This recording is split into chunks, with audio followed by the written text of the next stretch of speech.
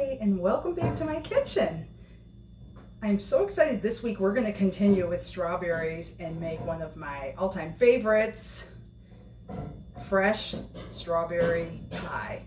So come on into my kitchen and let's make some pie. And yes, I'm turning on the oven because I'm going to bake the shell. You don't have to turn on the oven though. You can buy a pre-made shell if you want. And do you see what is on my counter? My KitchenAid is back. It's been repaired. It needed a new something, speed switch, something. But this thing is, it's about 30 years old and they last forever, so it's worth it to get it repaired. So we're gonna be doing some serious baking now that I got my mixer back. But that'll be for future weeks. This week, come on in for strawberry pie. So let's have a talk about pie crust. I am a pure butter pie crust girl. There are many schools of thought about pie crust. Some people insist lard is the best fat for pie crust. Some people think shortening is the best fat for pie crust. And some people think a combination of all of those is the best thing. I like butter because I just like the butter flavor. Lard, I think, has the best flake for a crust. Shortening also really makes a nice flake, better, I think, than butter. But what I do with my butter to try to make it be flakier is I cut it up into little pieces and then I put it in the freezer. We're going to pull it out of the freezer and put it in my food processor, of course. Food processors, all kidding aside, are really awesome to make pie crust. Point when you're making a pie crust is you want to mix the fat source into the flour without melting it and without working the dough too much, because that makes like a tougher crust, allegedly. So that's all I have to say about pie crust. Except if you are vegan, then you're obviously going to want to go with the shortening route, not the animal lard or the butter. Let's dig right into getting the crust made. Some people put other different things in their crust, like vinegar and sugar, egg, all these kinds of things. I usually keep it pretty simple and don't add those things, but some people believe that adds extra flavor, better flake, etc., etc. So you do you. Flour's ready in the food processor, and I'm going to add my salt, which I did measure. These things I do measure when you do something like a pie crust because you really want to keep that pretty accurate. Now I'm going to go to the freezer and get my butter. And as I mentioned, I cut it into little pieces, and I'm just going to throw all those little pieces right into the food processor. Oops, this little guy's trying to get away. Get in there.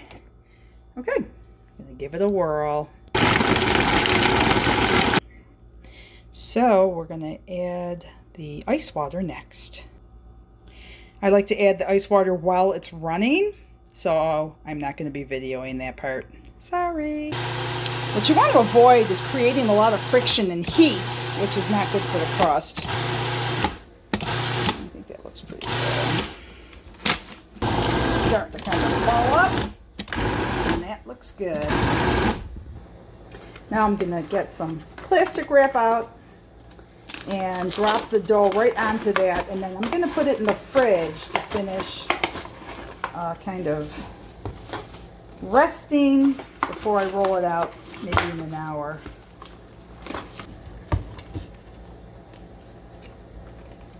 So I made a double recipe for 2 crusts. It's going all over the place.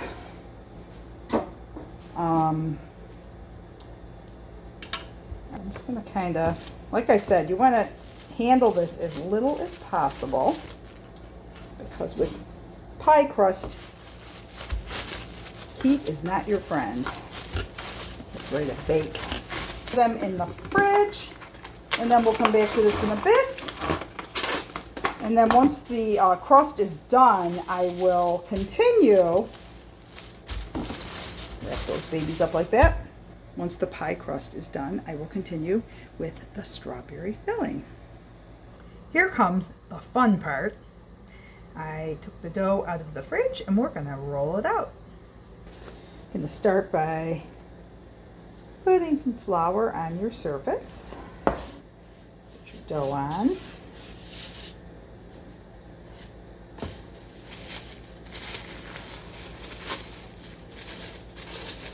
So you always want to keep flour under your dough, as well as keep your rolling pin nicely floured too, so it doesn't stick.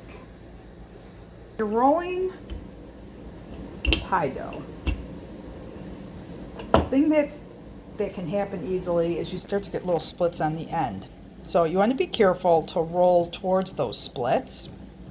And also, I took this out of the fridge and I'm rolling it right away. I should not have done that. I should have waited till it warmed up a tiny bit. Yeah, don't roll your ice cold dough. Try to warm it up a teensy bit. But anyway, people have all kinds of methods and strategies to roll out a perfect circle. This is one thing I've really never mastered, but I don't care. Can't be good at everything. So that's it. Just keep working it. Where you see a spot where it's coming apart, you want to roll towards that. Try to make it come together with the other side. I prefer a wooden rolling pin. Some people like marble, different materials. But this is what I've used. I'm used to it, and it feels comfortable to me.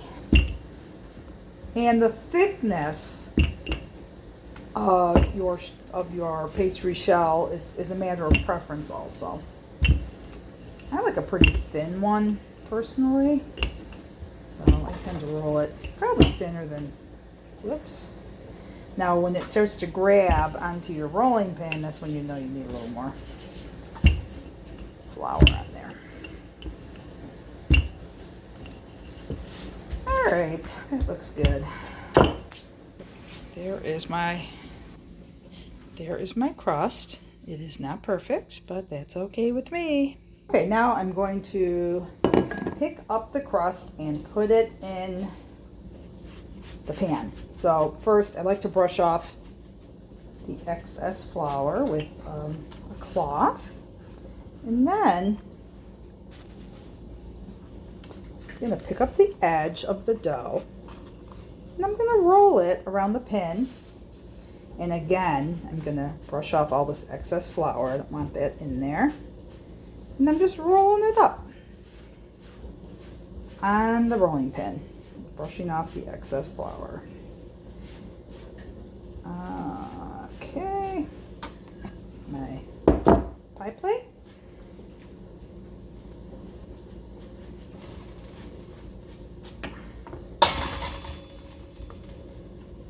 We're going to unroll it right over the plate.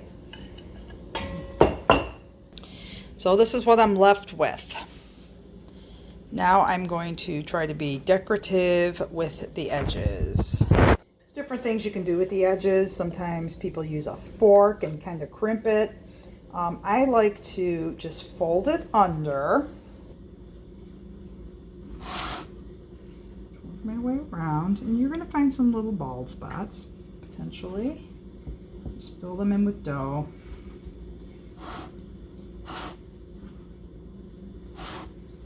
Make your way around.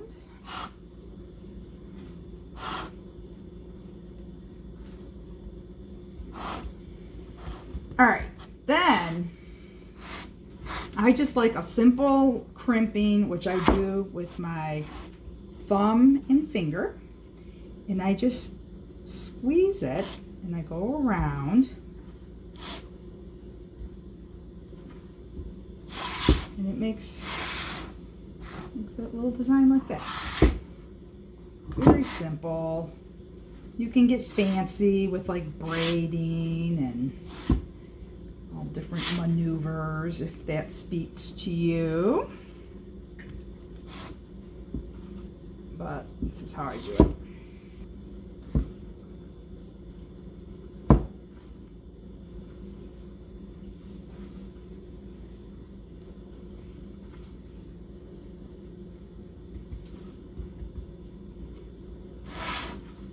And that is what my finished shell looks like. Good enough. Is it perfect? Nah. But, you know, when it cooks, it's going to kind of move around. Now, at this point, what you should do is wrap this up in plastic and put it in the freezer for 10 or 15 minutes. Because I'm going to blind bake it.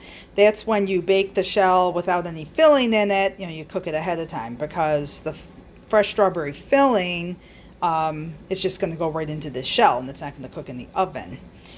So I'm going to line my pie with foil and put in beans, dried beans, which I've been using the same beans forever, for years.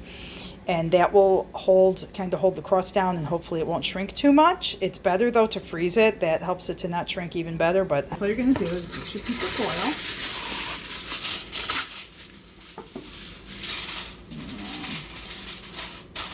Very carefully press it into your shell. Not super hard, but just, you know, so it fits. Fits snugly up against your shell. Put your beans. Dump them in. I usually spread them out a little bit. So that kind of just holds it down so it doesn't puff up. Get super puffy in the oven. Okay, so I'm going to put this in the oven for about 10 minutes at 450. And so that's cooked about 11 minutes. I'm going to pull it out of the oven and take the beans out of the middle and let it brown the rest of the way. I'm going to very carefully lift the foil with the beans in it. I want to be super ginger with it because you don't want to pick up pieces of the crust. Just kind of wiggle it around, make sure it didn't stick. Looks good. All right, throw those back in there for next time. Well, this is what it looks like. You can see the top edges are golden-ish, but the inside is still raw. So we're going to throw it back in the oven for another 7 minutes or so. Okay, so there it is out of the oven. And what I forgot to do, which will help sometimes with the puffing up that happens when you blind bake a shell, is you can use a fork and just kind of prick a few holes in the bottom, and that will help it do that less. But anyway, I had one little bubble here that I tried to pop with the fork, but it was too late because it was already done. So anyway, there's our shell. Since this is ceramic, it's really hot, so I'm going to wait and let that cool off before I add the strawberry mixture, which I'm going to make next. So then we're going to take a couple of cups of strawberries, sliced up, and we're going to run those through the processor real quick. We're going to mix that with the sugar and cornstarch, and then add the lemon juice at the end. Okay, so I mixed the pureed strawberries with sugar and the cornstarch. Meanwhile, I cleaned my berries and I'm going to hull them, and then I'm going to place them decoratively in the pie shell upside down and try to place them strategically, and then I'm going to pour the finished strawberry syrup over the top. Pour this over top the berries.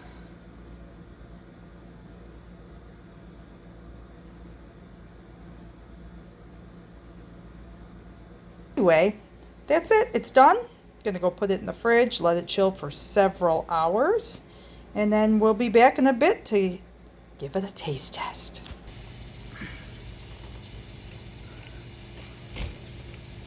Is it good? Mm-hmm. Very fresh. Very fresh and strawberry-ish? Yeah. Definitely give it a 3.5 out of 5.